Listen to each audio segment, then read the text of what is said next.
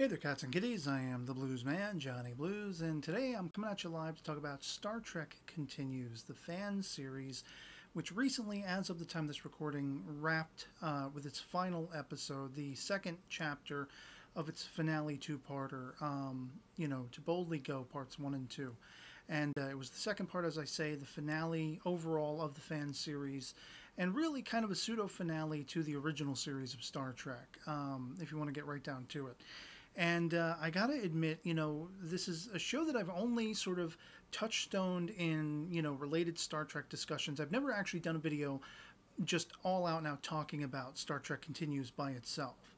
But I have always, for a very long time, been meaning to. I had been considering doing episodic discussions of all 11 of their episodes after everything had, wrapped up and everything.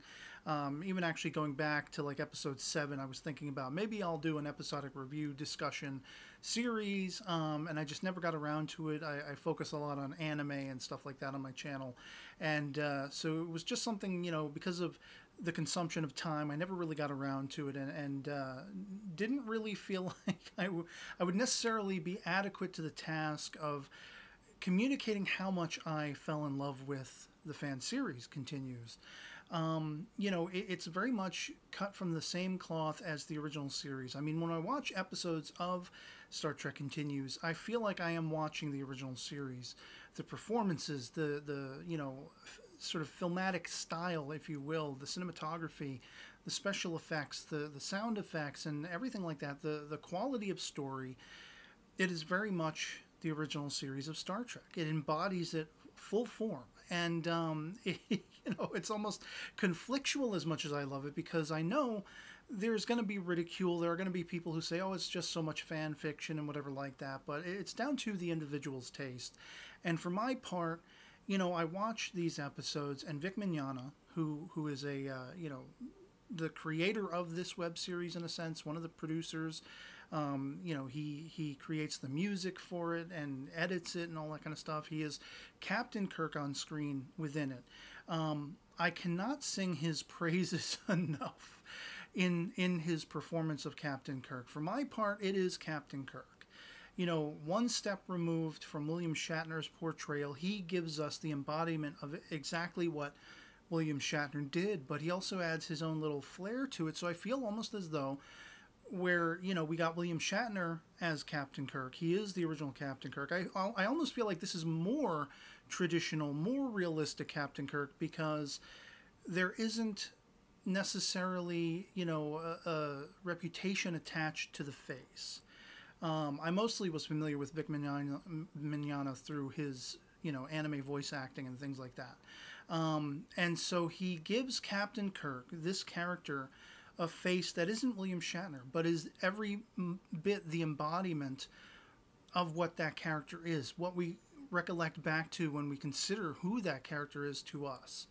And this show has just been miraculous, and it's really, I've been really sad, and I mean, it was such a bittersweet way to go out, because I knew this wouldn't last forever anyway, as a fan series, but especially with the clamping down that CBS did with fan series and such like that.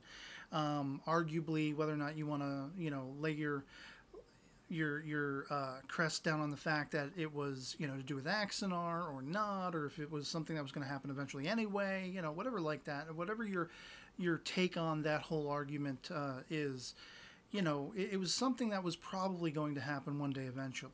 And so Star Trek Continues would discontinue at some point. But because this is so much more resonatingly close to their clamping down, there is an unchecked bittersweetness for me, and almost aggravation that, oh my God, we could have had so many more quality episodes, so many more quality adventures with this fan cast, if you will. And I mean, look at what they've given us thus far. 11 full form episodes at the level, and in some cases I think even beyond what we have in the original 79 episodes of Star Trek. I know sacrilege, whatever like that, but they are on par at the very least in so many different ways. And I mean, we see in Star Trek Continues the return of the character Apollo in the first episode. And I think, a longstanding Star Trek designer, Doug Drexler, I think this is the episode, he appears as like a cowboy on the wreck deck, which is kind of a precursor to the holodeck in The Next Generation and things like that. We saw it in the animated series, and just, it was astounding. The avenues, the explorative avenues of characterization and depth, picking up with that character again. And they got the actor back who played him in the 60s, we have this whole episode, I think it's the second episode of the series, that really sort of flips on its ear what we know about the Orions and the way they sort of, there's that slave trade aspect to their culture and everything like that. It really puts that under the microscope, very emotionally so. I mean, it is hella impactful. Lou Ferrigno plays one of the Chief Orions, this sort of bastard, character. Very unlikable character, but Ferrigno is such a fantastic actor, and it's, he's somebody who goes back to the original 70s Incredible Hulk. I remember watching reruns of that growing up, and so to see him wearing the green again, kind of an offshoot of that character, something completely different, I mean, if we're honest. It was just, I was grinning, as much as you love to hate his character, but you love him. You love seeing him in the green, and it's like, it's a love-hate scenario with his character in that episode. We got a Mirror Universe episode picking up right after the original series Mirror Mirror, and sort of exploring a little more of what was going on after, our main crew went home and what was left, to put the pieces back together as the Mirror Kirk would return and all that kind of stuff, the conflict between he and Spock, and the ideas that, the very thought-provoking ideas that the Mirror Spock had now been left to contemplate, and was he going to make a move on Kirk, and all that kind of stuff. And I'm not going to spoil how that plays out, but it's just miraculous. It's just miraculous. Every single episode in this series, you have episodes that really delve into the mind of Captain Kirk, of his past, of his mistakes, and even up to the finale. It's still something that's very much on his conscience. The weight of the world is on his conscience, all the lives that he has lost under his command. And it informs where he will go once the Enterprise returns home, sort of bridging the gap between the original series and what we got in the motion picture. Admiral Kirk, why did he leave command? Why did he step behind a desk? What was it that, we see it explored in the motion picture, but what brought him back to wanting to be a captain again? And things like that. We have great episodes where it's like we have a dual Kirk scenario, a very aged Kirk versus the young, and what if Kirk had been abandoned for many years, that kind of thing, and how would he have survived? Would he have survived? And what aspects of his own nature led to that survival, that kind of thing. And again, the final chapter, building that gap, bridging us between the original series and the motion picture. It's just been a miraculous journey every step of the way. And I have to sing accolades and praises to Vic Mignogna, who is a lifelong Star Trek fan, and saw his dream realized in producing this fan production. I'm sure he saw the works of others like James Cawley and things like that, Starship Farragut, and I think he even played Kirk in an episode somewhere along the lines, precursor to creating Continues as a fan series. And I think that's where he realized, that was the turning point for him as an actor to encapsulate this dream of, hey, I want to bring back Star Trek, the Star Trek I knew from childhood and everything like that.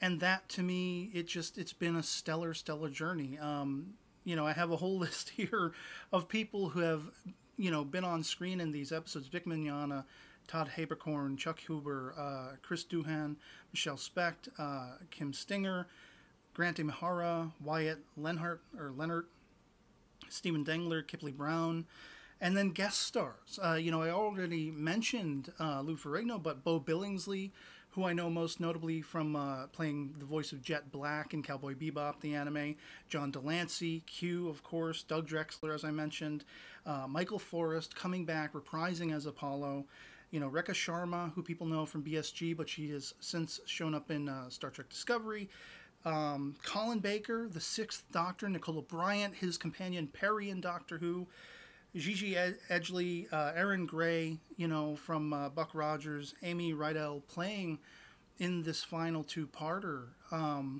the role her mother, Joan Linville, made famous as the female Romulan commander. And it's just, I watched these episodes and I'm glued to the screen. And I literally was shedding tears with the way the story played out in the two-part finale. Most notably, the second half, the actual final episode, episode 11, To Boldly Go Part 2. There were some outright shocking things that happened, and things that you could have telegraphed because, without wanting to spoil too much, it's kind of like, there are characters in Star Trek Continues. How come we never see them again? It's kind of like Star Wars Rebels, where is Kanan? Where is Ezra? Why don't we ever see them in A New Hope, all the way through till Return of the Jedi? Are they out there somewhere, or maybe are their lives cut short? And there are questions overhanging the finale of Star Trek Continues, very much along those lines, very much befitting that consideration. And it was like a 1-2 punch to the gut. It was miraculous and fantastic, superlatives out the wazoo. But it was bittersweet because that 1-2 punch of, this is the last episode. We will get no more. And then the end of the story for some of these characters is just deeply, deeply emotional. And so I really, for a long time coming, wanted to sing the praises of Star Trek Continues. And with this video, just air my frustration that it's over, the bittersweetness of that, how sad I am for that fact. Because they really, again, to keep just checking that word, they were miraculous. They brought about a miraculous, sort of reintroduction to the original series of Star Trek. It very much is the original series of Star Trek. There are fan series all over the place, and very few of them actually capture anything legitimate, anything closely resembling the thing that they are paying homage to. Whereas this series very much is the original series. It's not, in my mind, in my headcanon, it is legit. It is the real deal. It is the Star Trek, the original series of Star Trek, continued on. And I can think of no greater compliment for that. And I just want to thank Vic Mignogna and everyone who I named, and many more, people behind the scenes, producers and people who donated their time and the funds, for the GoFundMe campaigns that they did to get these episodes made, everything like that. I just want to share my greatest gratitude and appreciation for giving us a continuation of my favorite series under the banner of Star Trek. Enterprise is my second all-time favorite, and I kind of personally, depending on how I feel on a given day, will say, oh, TNG next, DS9 next, Voyager. Voyager tends to be last, if I'm honest. But I alternate between The Next Generation and Deep Space Nine as to what my third favorite is, depending on my mood. But the unbridled, unchecked #1 spot will always be the original series.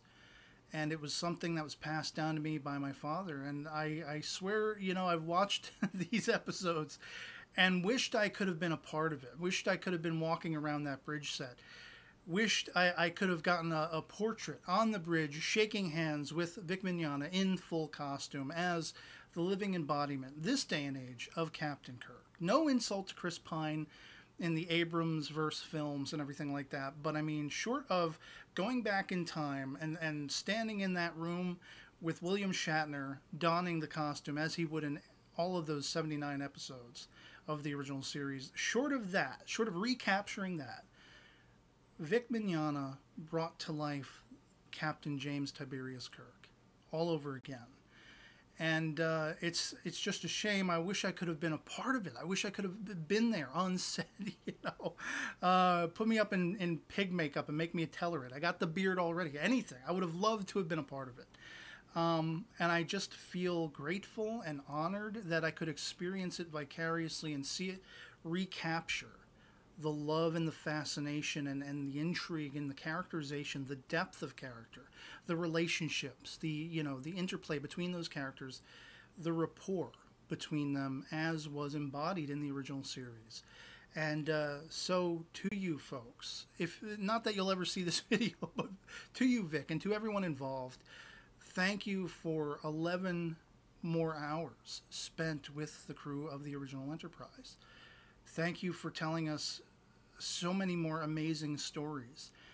I only wish it could have gone on to 22 episodes, to another 79. You know? But thank you so much. And yeah, so for anyone who is watching this video, let me know in the comments below if you've watched, Star Trek Continues as well, if you love it as much as I at least lay claim that I do in this episode, discussion, this video discussion. Love it or hate it. If you think it is just so much fan fiction, of course, anything goes in the comments below, or POVs can certainly disagree. It's all about the topic of talk, and but for my part, I loved every drip and minute of Star Trek Continues. I thought it was absolute perfection. And again, just accolades and sweetest, kindest, thanks to Vic Mignogna and all of the people involved for bringing it about again. And I can't wait to see what you all have in store for us as you move on from it. So yeah, otherwise it'll be pretty much it for me on this. If this video finds you well, and I hope you all live long and prosper. Peace.